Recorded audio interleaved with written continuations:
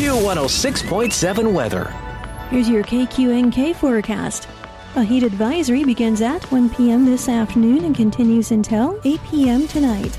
Mainly sunny skies today with highs around 107. Southwest winds 5 to 10 miles per hour.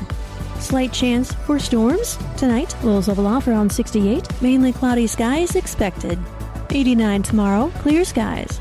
From the Weatherology Weather Center, I'm staff meteorologist Laura Lockwood. Right now, 73. This Kansas Information Network update is brought to you by Eaton Roofing and Exteriors. I'm Britton Ruckert. Here are the latest headlines from 12 News. Governor Laura Kelly appoints attorney Larkin Walsh to the Kansas Supreme Court. Governor Kelly says Larkin's legal experience and background of service makes her an excellent addition to the Kansas Supreme Court. Larkin was one of 3 finalists selected by the Kansas Supreme Court Nominating Commission. A Harvey County man, Matthew Ratzlaff, pleads guilty to kidnapping and child sex crimes. Sentencing is set for October. He faces up to 26 years in prison. And it is the last day for you to take advantage of the Sunflower Summer Program. The app allows free admission for Kansas children and 1 adult to any participating attraction. The program was shorter this year due to funding issues. In Wichita, Britton Rucker, 12 News. You're listening to the Kansas Information Network. The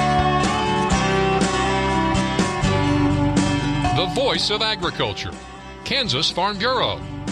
The One Big Beautiful Bill helped out U.S. agriculture to the tune of about $66 billion, with a lot of that going toward modernizing farm safety net programs. The bill also raises statutory reference prices for major covered commodities. It expanded premium support for beginning farmers and ranchers. That's Farm Bureau's Brian Glenn, who says the focus now is on crafting a new farm bill with updates to critical farm programs. Some of those programs include reauthorization and funding for the Conservation Reserve Program, support for rural broadband programs, and there's also opportunity to make important policy updates, such as securing a fix to Proposition 12. Listen again here for more from the voice of agriculture, Kansas Farm Bureau.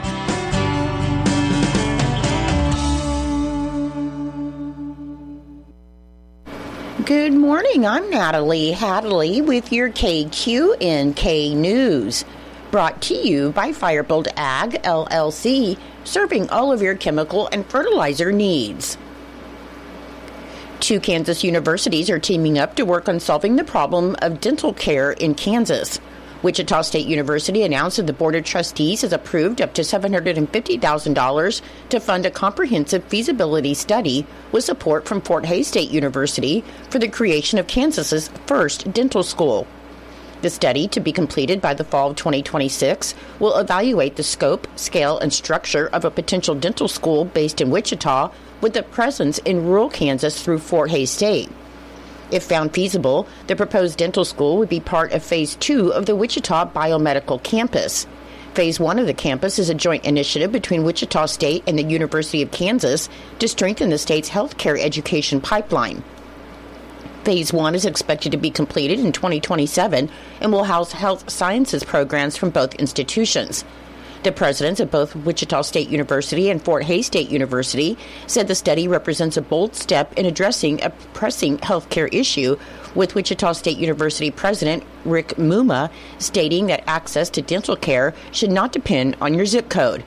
As, by partnering with Fort Hays State University and the dental community, they can design a program that educates future dentists in Kansas, keeps them in Kansas, and ensures every Kansan can get the care they need.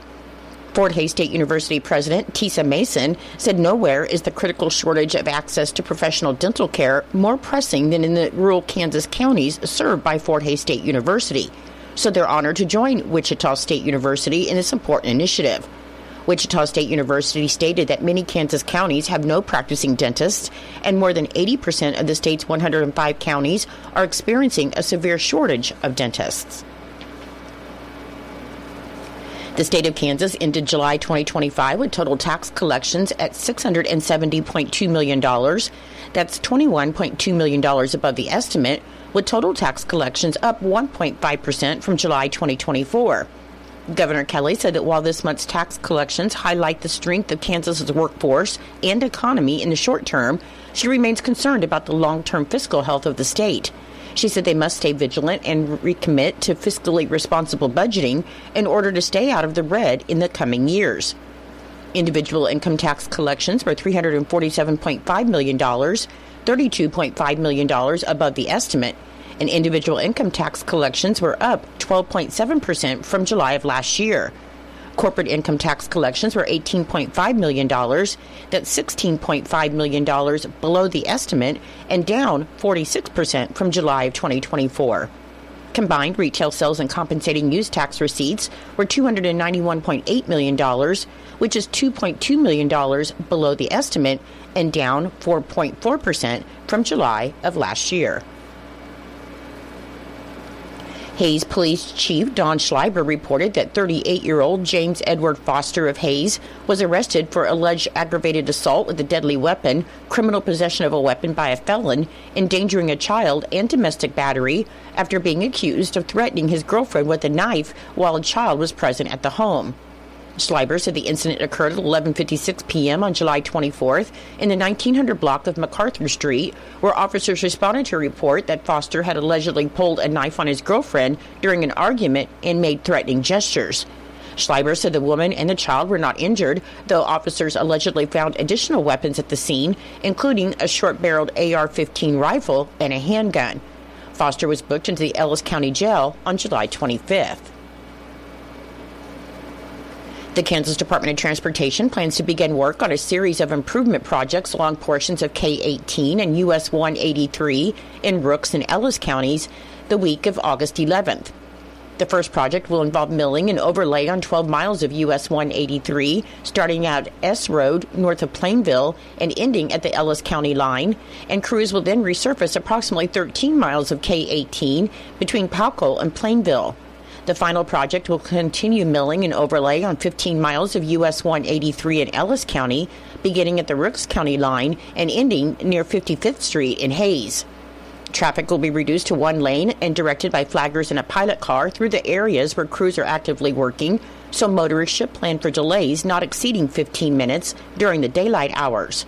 The Kansas Department of Transportation expects the projects to be completed in late October, conditions permitting.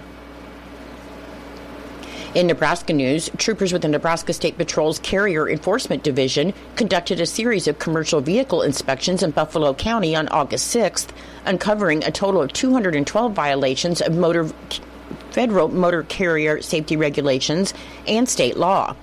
The inspections carried out by the Metropolitan Aggressive and Prevention Selective, or MAPS team, resulted in 12 vehicles being placed out of service due to issues such as faulty brakes or tires, which pose immediate safety risks, and 2 drivers were also taken out of service.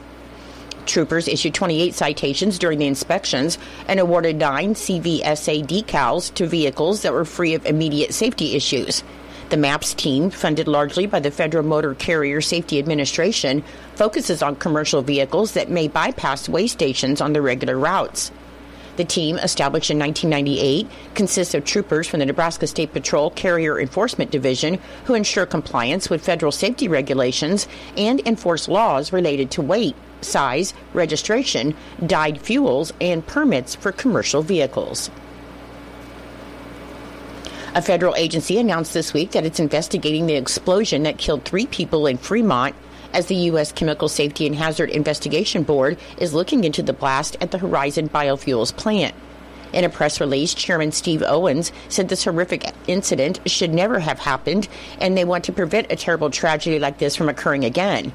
32-year-old Dylan Danielson and his 2 daughters died in the explosion, and the Nebraska State Fire Marshal Agency determined that the cause was an accidental dust explosion. The Chemical Safety and Hazard Investigation Board does not issue fines or citations. It can only make recommendations to companies or agencies. The Occupational Safety and Health Administration is also investigating the explosion. According to the Nebraska Department of Transportation, weather permitting, a chip seal project will begin on Monday, August 11th on U.S. Highway 283 or U.S. 283. And a chip seal is an application of an asphalt binder to a roadway surface, followed by an aggregate. State maintenance forces will be performing the chip seal from reference post 55.2 to reference post 41.2, the Platte River Bridge south of Lexington, to the north city limit of Elwood. The work is anticipated to take 10 days, and the traffic will be maintained with the pilot car and flaggers. Motorists are reminded to drive cautiously in and near work zones, to buckle up, and to put their phones down. I'll be back with more in just a moment. Firebolt Ag is a full-service fertilizer and chemical retailer. They customize products for individual farmers' needs, with the primary focus being customer profitability. Let Josh and Jack help you get the most out of your farm ground. They also provide in-house marketing with Ron Wall of Flatwater Solutions. Visit Ron in Phillipsburg or call Josh at 785-854-8484 or Jack at 308-840-2819. Firebolt Ag, your leader in agriculture. In November 2023, the Colby Community College Board of Trustees approved the Colby Commitment Scholarship to increase access to higher education for area high school students who qualify for free and reduced price lunches. The scholarship is available during the fall 2025 semester for eligible students who attend high schools in Cheyenne, Decatur, Gove, Graham, Logan, Norton, Phillips, Rollins, Rooks, Sheridan, Sherman, Thomas, Trigo, and Wallace counties. Students must meet the Kansas State Department of Education income guidelines to qualify for free or reduced price meals. And additionally, all juniors and seniors from public, private, or homeschool programs in Thomas County also qualify. Students outside of Thomas County who do not qualify for free or reduced lunch can still enroll in courses for a fee per credit hour, which includes tuition, fees, and books. For more information, students are encouraged to speak with their high school guidance counselor. Visit colbycc.edu/commitment, or you can contact the registrar's office at 785-460-5509. The Kansas Wildlife and Parks Commission will hold its next public meeting on Thursday, August 14th at the Finup Center at the Lee Richardson Zoo in Garden City. The meeting will begin at noon and continue until all the agenda items are addressed.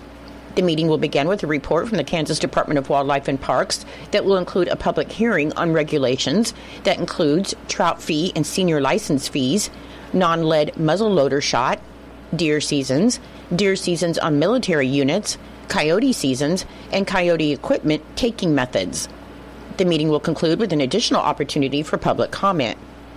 Attendees can participate in the meetings in person or virtually, and instructions for joining by Zoom, phone, or live streaming is available at ksoutdoors.com under How to Attend Commission Meetings Virtually, and the complete agenda can also be viewed there. An interpreter for the hearing impaired can be requested by calling the Kansas Commission for the Deaf and Hard of Hearing at 1-800-432-0698, and individuals with disabilities can request other accommodations by contacting the Kansas Department of Wildlife and Parks at 785-294-2645. The date and location of the next commission meeting has not yet been determined, but will be announced at ksoutdoors.gov and publicsquare.ks.gov.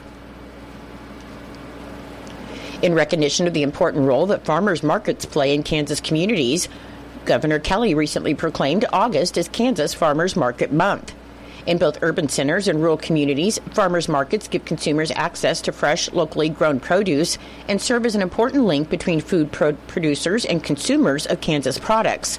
Farmers markets also keep money in Kansas communities, which helps make small businesses stronger and positively contributes to local economies. The number of farmers markets in Kansas has grown from 26 in 1987 to more than 119 registered farmers markets today. And farmers markets in Kansas can register with the Kansas Department of Agriculture as part of the state's agricultural trademark program from the land of Kansas. Farmers markets are a vibrant part of many Kansas communities and contribute to the health, well-being, and quality of life for many Kansans. And to locate a farmers market in your area or to receive more information on how to register a farmers market, you can visit fromthelandofkansas.com or email fromthelandofkansas@ks.gov. I'm Natalie Hadley. Your KQNK News was brought to you by Firebolt Ag, LLC, farmers helping farmers to succeed. You can contact Firebolt Ag today to get the most out of your farmland. Your KQNK weather forecast is being brought to you by Hinkle Termite and Pest Control, your Norton experts for all of your pest control needs. Your forecast for today, it should be sunny and hot with a high near 107 and a west wind of 5 to 10 miles per hour. For tonight, there's a 20% chance of showers and thunderstorms before 8 p.m. Otherwise, it'll be mostly cloudy with a low around 68 and a west wind of 10 to 15 miles per hour, becoming northeast in the evening. On Saturday, it should be mostly sunny with a high near 89 and a northeast wind around 10 miles per hour. On Saturday night, there's a 40% chance of showers and thunderstorms after 1 a.m. with increasing clouds and a low around 63. On Sunday, there's a 30% chance of showers and thunderstorms, mainly before 1 p.m. Should be partly sunny with a high near 84. And on Sunday night, there's a 50% chance of showers and thunderstorms. Otherwise, it's going to be mostly cloudy with a low around 61.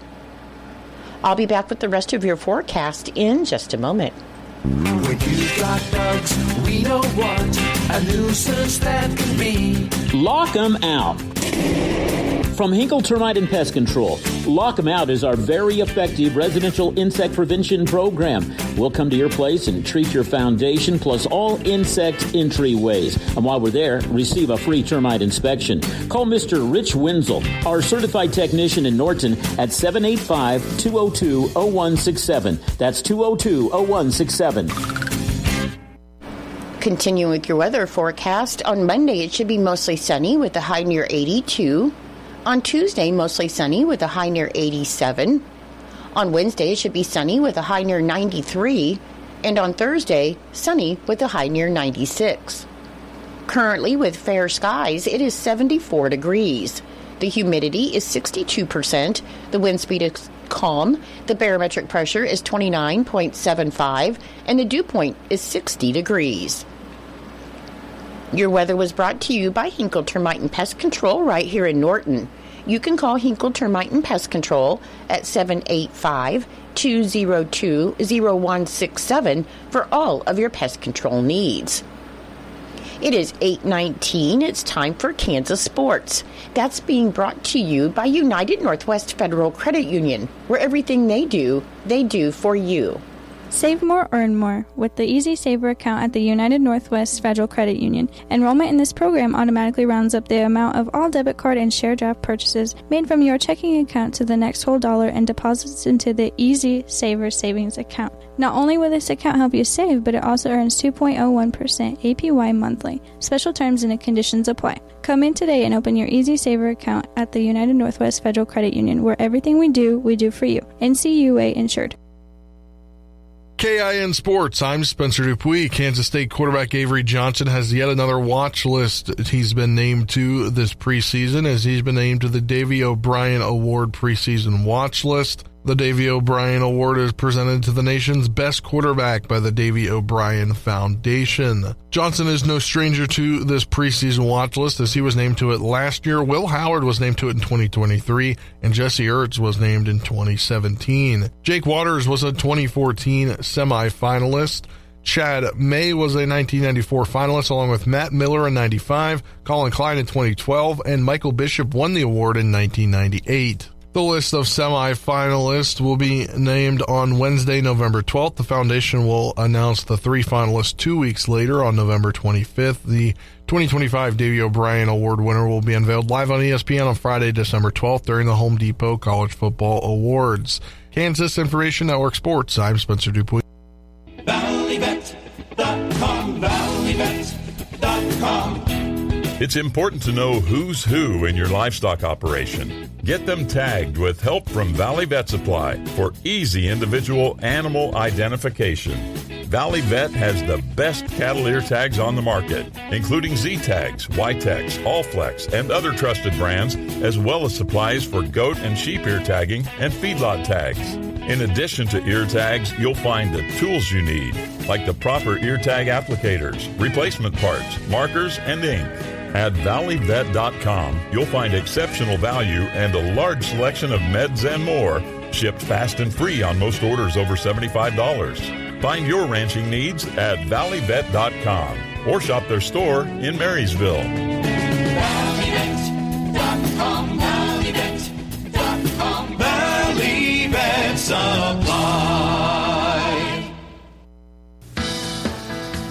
It's true, many of us spend more time thinking about what's for dinner than preparing for retirement. But if you think your retirement needs deserve more attention, I agree, and I'd like to help.